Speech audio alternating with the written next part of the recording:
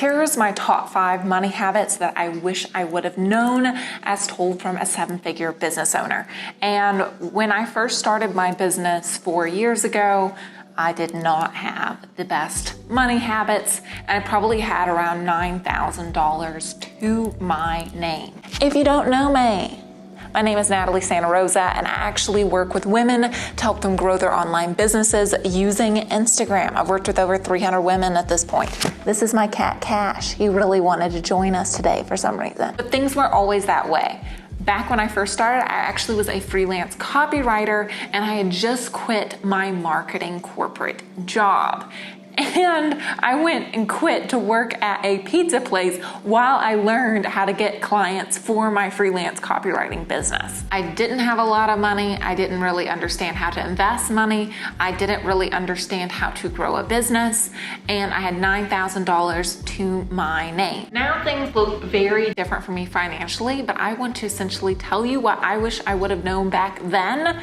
And if you already have a business, what I'd recommend that you start doing and starting to develop as a money habit today. Now, all of these tips I'm gonna take from my own perspective. You have to keep in mind that when I first started my business, I was a penny pincher. I wasn't a great spender, I didn't have a whole lot of money, and I basically just stacked cash, meaning whatever money I made, I didn't hardly spend any of it. I never went out to eat. I actually had camping chairs as furniture at the time.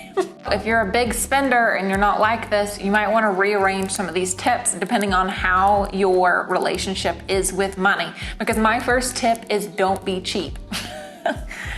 So here's what I mean by that. I don't mean start spending a ton of money on different things. Instead, what I mean is if especially you're starting a business, don't be cheap on small little services. So something I used to do is I used to try to explore all my options to find the cheapest option.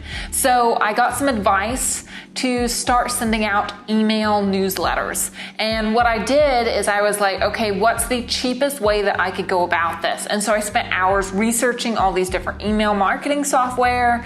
And then I tried to figure out, okay, what type of plan do I need? And I wasted a ton of time where if I would have just gone with the one that the person recommended and then just worked on getting clients, the cost of the software wouldn't matter. A lot of email marketing software, by the way, I recommend ActiveCampaign. Okay, it costs like $14 a month when you have no list and you're just getting started or something like that. And $14 is not much if you're working on activities daily that are gonna make you $5,000 and $10,000 a month. I was thinking in the wrong mindset where I was really in that penny pinching mentality. And so I was always trying to research, hey, how can I cut back on my services to be cheaper? How can I do this to be cheaper? And if I had actually just taken all that energy and effort and put it into my business and getting more clients, it would have been a lot better for me. Because $15 a month, or especially if you're running an online business, an online coaching business, or an online service-based business, they're very, very cheap to start. And your startup expenses are very cheap. I think my startup expenses were maybe $150 max for my software per month when I was making $10,000 per month. Don't sweat the pennies, okay? Go get the software, go do the things, and go get clients. Now, my second tip is to stack cash. I made 6 figures my first year and I lived like I was making $2,000 a month. I still would 100% recommend that. Why? So I have 2 main goals when it came to finances for starting my business. So this is not the sole reason why I started a business, right? But this was my goal with my finances, okay? I want to build wealth, right? And I want to have time freedom. And so in order to achieve those 2 things, I was okay with putting away time and effort towards making money without getting that much comfort in return for a time period. So my first few years in business, I really did not spend any money hardly on my lifestyle. And I'm really happy I did that. One, because I don't actually feel like I need it. Now I do spend a lot more on my lifestyle. I do live in a nice apartment, okay, in a high rise, right? I do spend more money on things like traveling and stuff like that. But for years, I essentially didn't eat out. I only did it as kind of a reward for hitting certain goals of mine. And instead what I did is I just fully focused on building my business and being able to build up some sort of capital so that if something happened to my business, I wouldn't be so freaked out because I had cash in my bank account. Really what I would recommend doing is at a minimum, I would really recommend that you have like $150K cash in your bank account. Okay, that's a bare minimum. And so I would just start stacking cash if I was you. I would try to cut back my lifestyle stuff so that I would be able to stack more cash, and I would concentrate on getting more clients and keeping things lean to be able to do that. Because then if you have any kind of business expense that goes up, then if you have anything where suddenly something happens in the world and so your business takes a little bit of a dive, or you're having a crappy month, you're not going to be scared out of your mind because you have some cushion. Okay, so do that, right?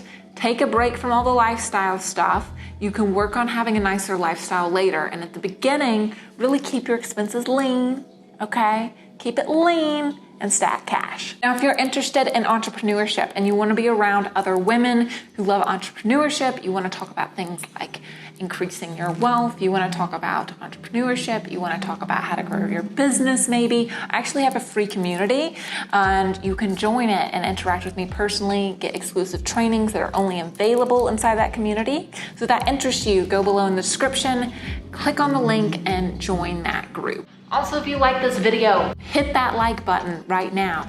Okay, not only does it really help me out with this whole algorithm thing here on YouTube, but it also lets me know that you actually enjoyed this video.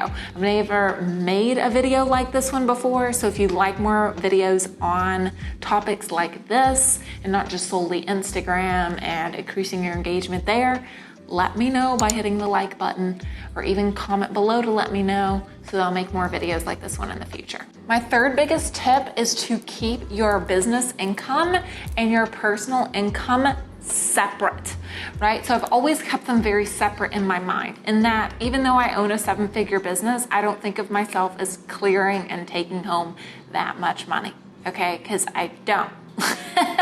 A lot of it stays in my business. I have business expenses. I have people who work for me. So I'm not keeping all that. All right. And a lot of people, what they do is they think that 10K per month equals 10K cash inside of their bank account that they can spend as they please. And that's not what it means. So this is going off of like what I was talking about earlier. But what you want to do is pay yourself a reasonable salary. Okay. Now, what does this mean? Right? If you are the CEO of your business, you do want to pay yourself more, right? Meaning it's actually better, and this is my personal take on finance, it's better to pay more taxes now. So I have an S Corp, which means that my business income, I'm a W-2 employee of my business. So I pay myself a salary. Now I pay myself a pretty large salary, right? Not absolutely ostentatious, but it's actually better to pay more taxes now because, like a lot of people say, the only two certain things in life are death and taxes do go up.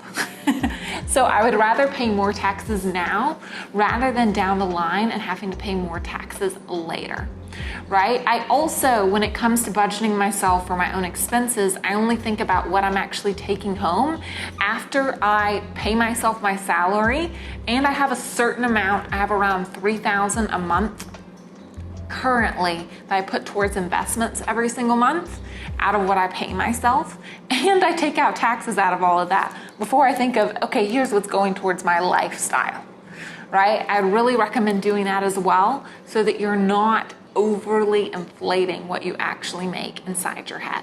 So I just mentioned that I invest around $3,000 a month, okay?